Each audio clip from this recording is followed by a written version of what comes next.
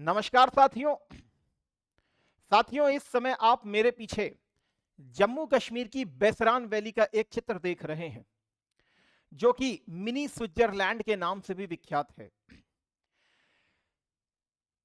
यह बेसरान वैली न केवल अपनी जैव विविधता, अपने आकर्षण के कारण विख्यात है, बल्कि पर्यटकों में यह ट्रैकिंग के कारण भी बहुत ज्यादा लोकप्रिय है। बहुत सारे पर्यटक यहां पर जाते हैं और इनकी आप मेरे सामने पिक्चर्स देख भी रहे हो। बट आज इस बेसरान वैली को कुछ दहशत गर्दों की नजर लग गई है। आप सभी बहुत अच्छे से जानते हैं, ये दहशत गर्द जो हमारे भारत के पड़ोस के मुल्क में ही विद्यमान है, इनके द्वारा वो नापाक हरकत की गई है। एक धर्म के नाम पर किसी का मजहब पूछकर, किसी जाति को पूछकर उनकी हत्या करने का प्रयास किया गया है। वास्तव में ये किसी धर्म से रिलेट तो किए जाने लायक ही नहीं है, क्योंकि विश्व का कोई भी धर्म हो वो शांति का ही पैगाम देता है। किंतु इन दहशतगर्दों के कारण एक मजहब का नाम भी खराब होता चला जाता है। तो ऐसी एक बहुत हृदय विदारक घटना हुई है जम्मू कश्मीर के पहलगाम क्षेत्र में। एक बेसरान वैली पड़ती है जो टूरिस्ट एक डेस्टिनेशन है उस जगह पर। और इस घटना को पुलवामा के बाद सबसे बड़ा अटैक माना गया है। आप सब बहुत अच्छे से जानते हैं कि भारत में पुलवामा का अटैक हुआ तो भारत ने उसका मुंहतोड़ जवाब भी दिया था इनको। 2019 5 अगस्त हमने जम्मू कश्मीर के स्पेशल स्टेटस को खत्म किया और उस स्पेशल स्टेटस के खत्म करने के पश्चात जम्मू कश्मीर को वास्तव में क्या कहते हैं, भारत के साथ एक इंटीग्रेशन देखने के लिए मिला था। पर्यटन की इकोनॉमी लगातार मजबूत हो रही थी, नया नया इन्वेस्टमेंट भी वहां पर जा रहा था, तो लोगों की इनकम भी बढ़ रही थी। यही इनकी आंखों का एक चुभता हुआ मंजर है इन आतंकियों का, जिसको इन्होंने अपनी इस नापाक हरकत से रोकने की कोशिश की है। यह केवल एक भारत के ऊपर अटैक ही नहीं है, यह बल्कि उस पूरे विश्व समुदाय के ऊपर अटैक है जो टेररिज्म की आज भी परिभाषा को पूरी तरीके से तय नहीं कर पाया है।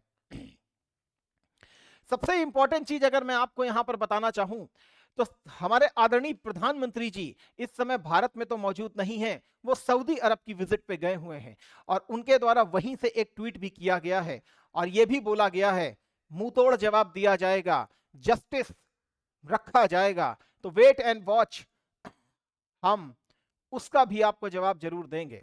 हमारे आदरणीय गृह मंत्री जी इस समय दिल्ली से श्रीनगर की यात्रा पर हैं, क्योंकि इतना बड़ा जो अटैक हुआ है उसके बाद सीधे हमारे गृह मंत्री जी निकल गए हैं जम्मू कश्मीर पर। आखिर इस पूरे एरिया की लोकेशन की अगर मैं बात बताऊं तो हम उसकी भी चर्चा करेंगे, लेकिन आखिर यही समय क्यों चुना गया इन दहशतगर्दों के द्वारा अटैक करने का?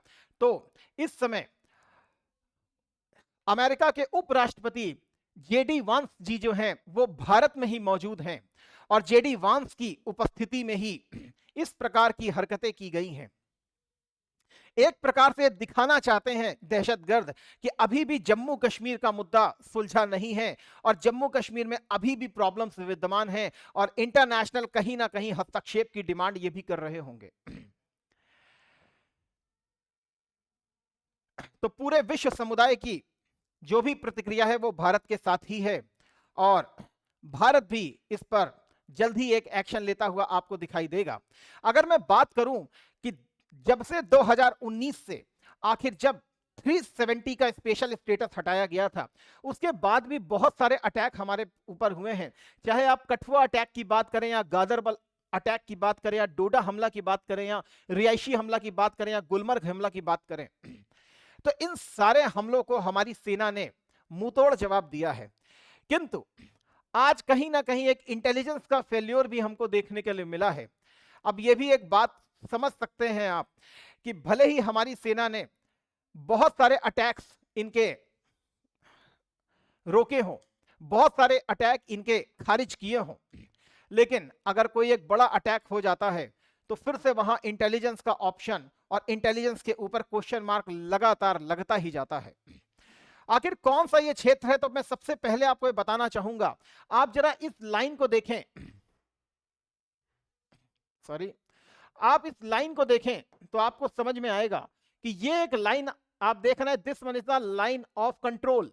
ये लाइन ऑफ कंट्रोल है जो बेसिकली 1971 जब बांग्लादेश की भी वॉर हुई थी तब इनके साथ भी एक वॉर हुई थी और बुरी तरीके से भारत ने डिफीट किया था।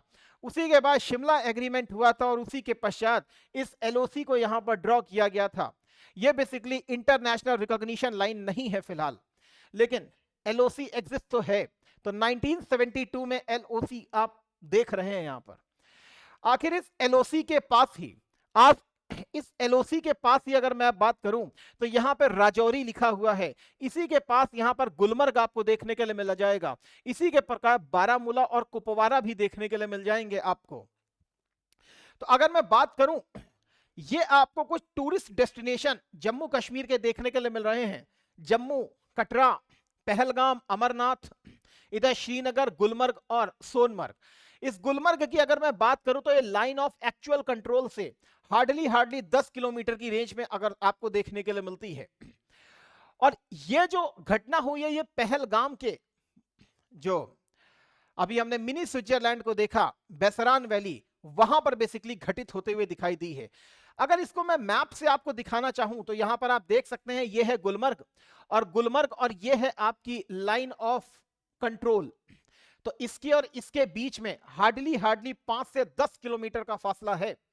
और गुलमर्ग वाली जगह पर इसकी सबसे जो ऊंची पीक है वो कहलाती है अपराहत पीक, और यही अपराहत पीक जो है सबसे क्लोज है किसके, आपके इस माउंटेनियस रेंज से।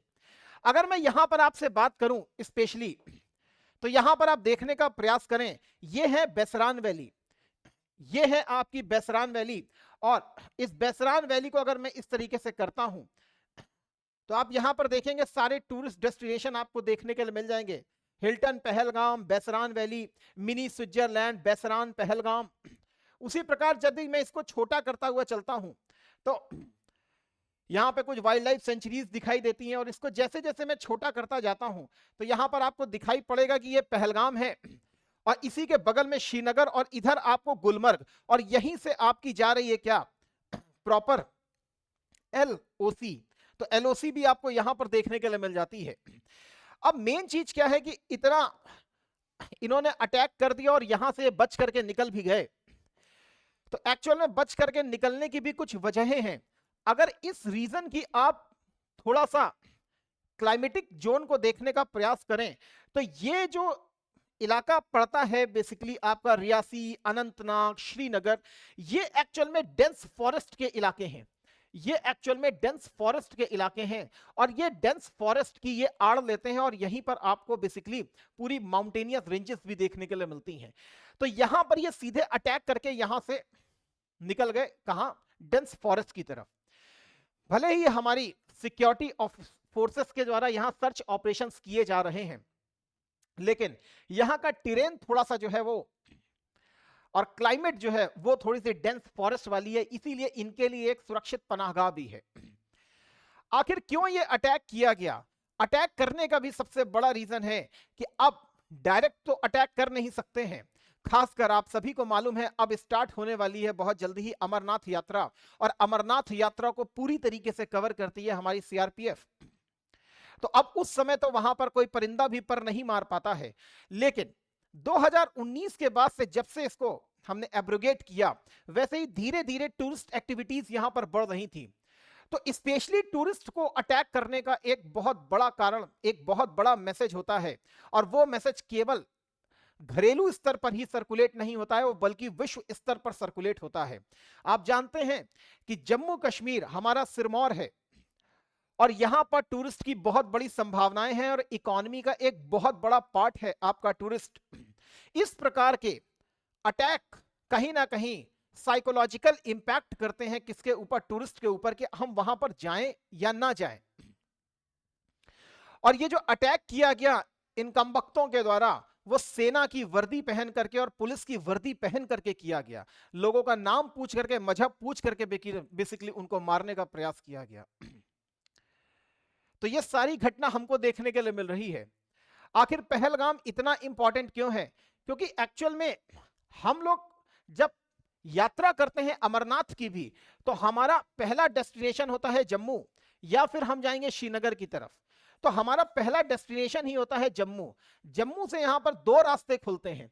एक रास्ता जो होता है वाया पहलगाम होकर के अमरनाथ की तरफ जाता है, या फिर आप एक दूसरे या रास्ते को भी जा सकते हो, वो चलता है बालटाल से होते हुए सीधे अमरनाथ की तरफ लेके जाता है। लेकिन परंपरागत रूप से ये पहलगाम का जो रूट है ये सबसे आसान रूट माना जाता है, क्योंकि यहां का टेरेन थोड़ा सा इजी है। लेकिन यहां का टेरेन आप देखेंगे तो बहुत स्टीप और बहुत खड़ी चढ़ाइयां हैं, इसीलिए इस रूट के बजाय इस रूट को यूज किया जाता है। तो कहीं ना कहीं ये अमरनाथ यात्रियों को भी एक प्रकार से पैगाम देने की कोशिश है। लेकिन भारतीय सरजमी ही ऐसी है और भारतीय नागरिक ही ऐसा है, कुछ भी तुम कर लो, हमारी हस्ती तुमसे कभी मिट नहीं पाएगी, और तुम केवल और केवल छुप करके ही हमारे ऊपर अटैक कर सकते हो। अगर वास्तव में अगर हिम्मत होती तो सामने से अटैक करते, लेकिन जानते हैं कि भारतीय सेना इतनी कैपेबल है, इतनी सक्षम है कि तुम कभी भी ऐसा करने की हिमाकत कर भी नहीं सकते हो। इसीलिए एक साइकोलॉजिकल इंपैक्ट क्रिएट किया जा रहा है भारत के ऊपर भी और पूरे विश्व के ऊपर भी। तो इसकी जितनी भी निंदा की जाए उतनी ही कम है। हम निंदा नहीं करेंगे, हम तुमको जवाब भी देंगे। पहले भी बालाकोट में दिया था, उरी में दिया था, अब तुमको हम उसका भी इसका भी हिसाब देंगे। तो न्याय तो होगा ही होगा। तो इसी न्याय की हम सभी भारतीय अपेक्षा भी करते हैं, और जो इस घटना में मारे गए हैं उनके प्रति हम बहुत संवेदना भी व्यक्त करते हैं। तो सेशन को यहीं पे विराम देते हैं, और बड़ा ही अपने आप में ये हर भारतीय के लिए अपने आप में बहुत ही हृदय विदारक क्षण है। तो सभी जो भी यहाँ शोकाकुल परिवार हैं उनके प्रति हम संवेदना व्यक्त भी करते हैं, और अपनी भारत सरकार से हाथ जोड़कर विनती भी करते हैं, इन दहशतगर्दों को उसी प्रकार सबक सिखाइए जैसे पहले भी हमने सर्जिकल स्ट्राइक में इनको सिखाया था सबक। और ऐसी घटनाएं जो होती हैं दो देशों के बीच में एक कलंक के रूप में होती हैं, तो हम ये भी मान करके चल सकते हैं कि हमारा पड़ोसी जो है ये सुधरने वाला तो नहीं है। इसलिए जितने भी वैश्विक अंतर्राष्ट्रीय संस्थाएं हैं वहां पर भी इसको हमें नाकाब करने का लगातार पूरी तरीके से कोशिश करती रहनी चाहिए। तो सेशन को फिर यहीं विराम देते हैं। Thank you. जय हिंद, जय भारत।